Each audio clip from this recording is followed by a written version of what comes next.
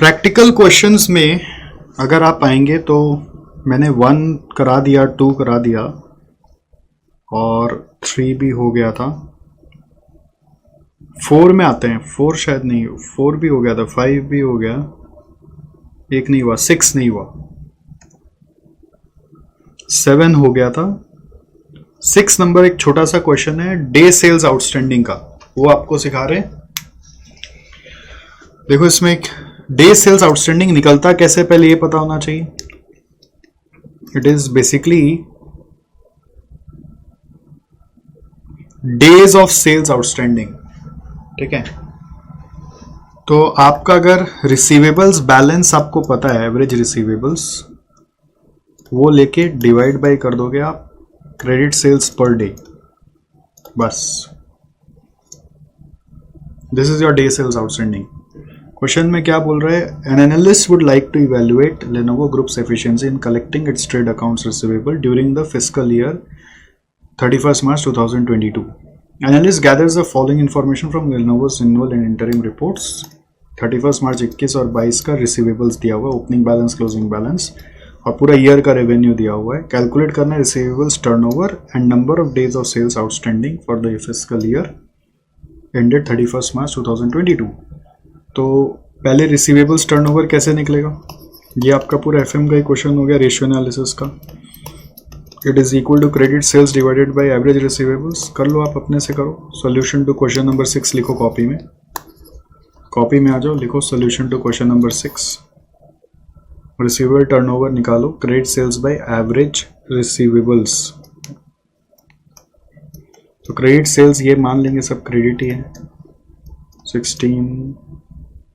166,04,815।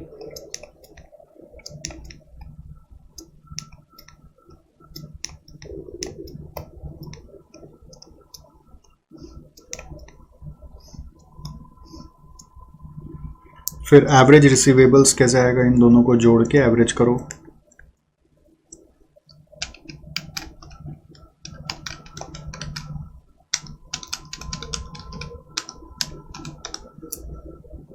$751,574।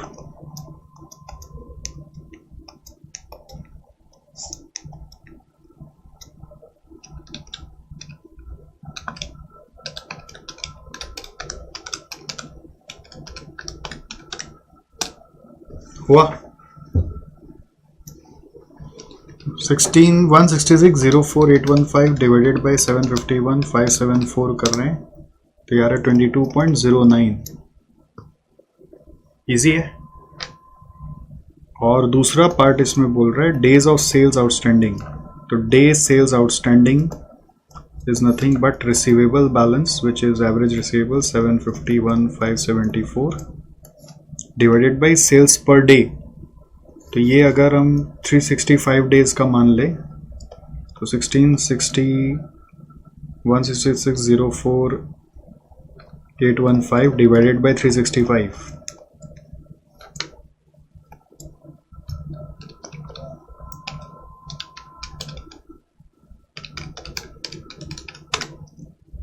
तो ये आ रहा है 751,574 डिवाइडेड बाई 45,493।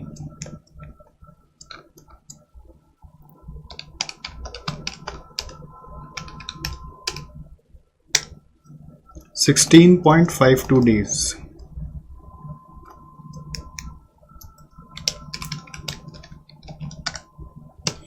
इसको करने का एक दूसरा तरीका ये हो सकता है, आप इसको ना एवरेज कलेक्शन पीरियड की तरह भी कर सकते हैं।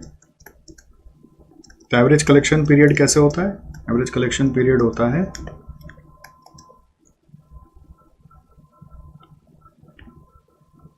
365 बाई रिसीवेबल टर्नओवर रेशियो। देखो उससे भी यही आंसर आएगा। 365 बाई रिसीवेबल टर्नओवर रेशियो करो,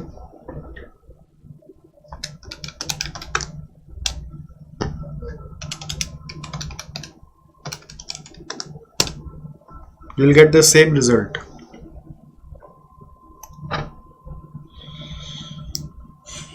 हो गया। ये सब आ सकता है आने में, कोई बड़ा बात नहीं है। इंस्टीट्यूट मैट में दिया हुआ तो हो ही सकता है। चलो नेक्स्ट हम लोग MCQ में चल रहे हैं। MCQs को हैंडल करते हैं, ये सीखते हैं।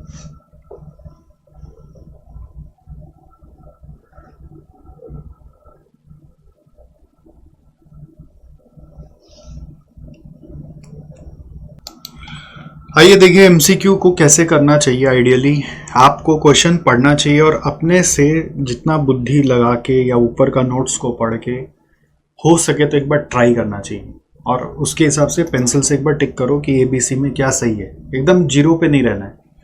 फिर इवेल्युएट करो मेरे साथ कि क्या सही होना चाहिए। तो ये सबसे बेस्ट तरीका है करने का।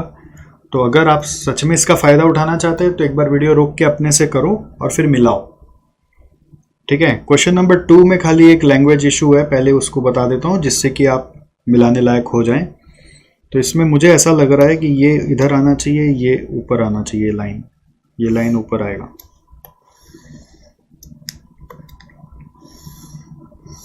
ठीक है, हो सकता है मैं जब प्रिंट करके दूंगा तो करेक्ट करके दे दूंगा आपको। चलो अब अपने से आप ट्राई करो।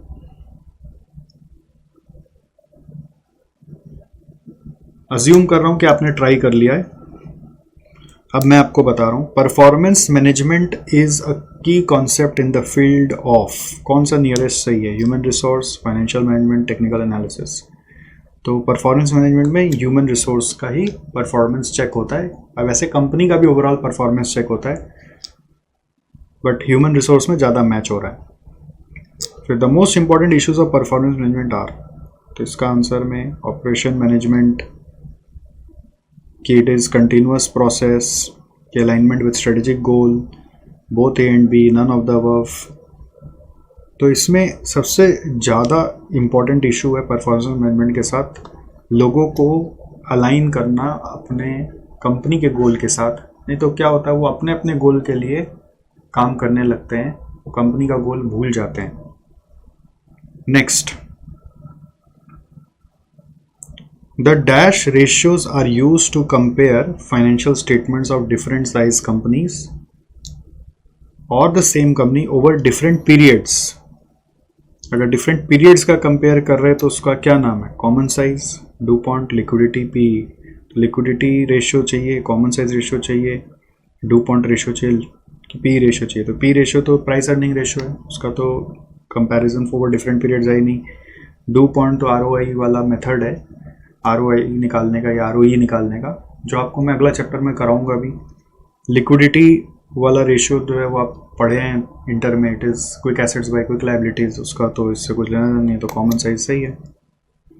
फिर trend analysis is also known as इसको पिरामिड बोलते हैं, पिरामिड एनालिसिस, पिरामिड मेथड, ठीक। फिर बोल रहा है dash is an important aspect of well defined procure to pay process। procure to pay process याद है आपको, सप्लायर से जुड़ा हुआ था। तो इसका supply chain management important aspect है कि स्ट्रेटेजिक मैनेजमेंट की, ऑपरेशन मैनेजमेंट की, वेंडर मैनेजमेंट। सोचिए P2P और वेंडर मैनेजमेंट एक साथ पढ़ा था तो वेंडर मैनेजमेंट ही ज़्यादा सही है। इसमें सप्लाई चेन मैनेजमेंट टिक करने का मन करता है, बट वेंडर मैनेजमेंट ज़्यादा सही है क्योंकि P2P and vendor management, O2C and customer relationship management पढ़ा था ना। Vendor relationship management is an extension of dash relationship, it's an extension of supply chain relationship. याद आ रहा है कि बायर सप्लायर रिलेशनशिप, ऐसे तो बोला था supply chain management is an umbrella, ठीक है। Supply chain management is an umbrella which is includes vendor relationship management, ठीक है। तो ये लाइन से ना बड़ा कंफ्यूजन हो रहा है। Vendor relationship management is an extension of dash relationship, तो ऐसा लगेगा आपको supply chain management relationship, but supply chain management के बाद वर्ड रिलेशनशिप नहीं जाएगा। अगर सप्लाई चेन मैनेजमेंट होगा तो आपको लगेगा सप्लाई चेन मैनेजमेंट लिख देते हैं, बट यहाँ पे बायर सप्लायर रिलेशनशिप ज़्यादा बैठेगा। Supply chain is an management is an umbrella that includes vendor relationship management. यहाँ पे वर्ड रिलेशनशिप लिख दिया ना, इसलिए ये सप्लाई चेन मैनेजमेंट तो बैठा ही नहीं, बायर सप्लायर रिलेशनशिप बैठेगा। Vendor relationship management is an extension of buyer supplier relationship management. फिर 7 नंबर में क्या बोल रहा है, dash is also referred as the focal company in supply chain management. Focal company को OEM बुलाते हैं, ओरिजिनल इक्विपमेंट मैन्युफैक्चरर। क्या बुलाते हैं? Original equipment manufacturer. बट एक और दिया हुआ ओरिजिनल ब्रांड होगा यहाँ पे, ब्रांड मैन्युफैक्चरर, या बोथ A एंड B। तो आंसर होगा बोथ A एंड B, ये दोनों ही सही है, इन दोनों को ही फोकल कंपनी बुलाते हैं। Reverse mapping is a bottom up approach used in, क्या बोलोगे? स्ट्रेटेजी फॉर्मुलेशन, स्ट्रेटजी बनाने का तरीका है। The top KPI of O2 cash are, O2 cash का अगर आपको ध्यान हो उसका बहुत सारा KPIs अपने लिखे थे, आप समरी नोट्स रेफर करके भी इसको अटेम्प्ट कर सकते हैं। तो उसमें एक प्रोसेस साइकिल टाइम था, यस, डे सेल्स आउटस्टैंडिंग भी था, ऑन टाइम डिलीवरी परफॉर्मेंस था, तो ऑल ऑफ द अबव है। फिर the main forms of CRM are strategic, operational, analytical, all of the above. तो इन सब का आंसर भी यहाँ पे दिया हुआ है। इसमें ना एक आंसर शायद गड़बड़ लग रहा था मेरे को, वो है कौन सा आंसर, देखो तो 6 का आंसर मेरे को B लग रहा है। यहाँ पे क्या दिया हुआ है? C। 6 का आंसर C तो होना ही नहीं चाहिए, पोर्टर्स वैल्यू चेन रिलेशनशिप का एक्सटेंशन है, ये तो मैच नहीं हो रहा है। तो मुझे ऐसा लग रहा है कि 6 का आंसर B होना चाहिए, ये मेरा ओपिनियन है, इसलिए मैंने चेंज किया। बहुत लोग इसका 6 का आंसर खाली याद करेंगे तो C याद करेंगे। फिर और भी कुछ क्वेश्चंस हैं, ये पास पेपर्स और MTP से मिले हैं, तो वो सब भी मैं बता दे रहा हूँ अभी। द प्राइस दैट, ये तो यहाँ का है ही नहीं, ये तो बिजनेस वैल्यूएशन का है, गलती से यहाँ पे आ गया। तो ये बिजनेस वैल्यूएशन में है, अभी आपने पढ़ा नहीं है तो इसको छोड़ दो, बिजनेस वैल्यूएशन चैप्टर का ये गलती से यहाँ पे आ गया। I will try that, I will shift it when I will give you the mat, I will shift it. थोड़ा करेक्शन होता रहता है, ऐसे पढ़ाने से ही परफेक्ट करेक्शन होता है भाई, क्या करें। जितना ही इसके पहले प्रूफिंग कर लो, कुछ ना कुछ एक तो निकल ही आता है। तो ये सब क्वेश्चन नंबर शायद आपके मैट में जब दूंगा तो करेक्ट करके दूंगा, ठीक है। Which one of the following is not a form of CRM and why? तो वाई तो हम लोग के पास नहीं रहा, क्योंकि अब वाई वाला क्वेश्चन रीजन वाला आता नहीं है, अब सिर्फ आंसर बताने वाला आता है। तो टैक्टिकल CRM कोई CRM नहीं है, right. Pyramid method is the other name of trend analysis, उसी क्वेश्चन का रिवर्स क्वेश्चन आ गया। रीजन वाला अब चीज़ हट चुका है, ठीक है, रीजन वाला चीज़ अब हट चुका है, पहले आता था अब नहीं आता है। फिर selecting the right vendors, categorising vendors to ensure the right contact metrics and relationship, determining ideal number of vendors, mitigating risk when using vendors, and establishing a vendor management organization that best fits the enterprise are important aspects of, कोई भी बता देगा, vendor relationship management.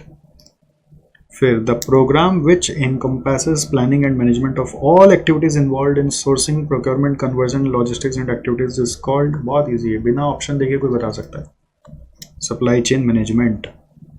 फिर in which discipline supply chain concept was originated? तो supply chain management concept originate कहाँ हुआ था? सोचो इसका आंसर क्या हो सकता है। इसका आंसर होगा मार्केटिंग। अब ये कहाँ से पता चला, ये आपको पता नहीं चलेगा। जैसा इंस्टीट्यूट का ना पुराना मैट में एक लाइन लिखा हुआ है, तो वहां से एक क्वेश्चन आ गया, ठीक है।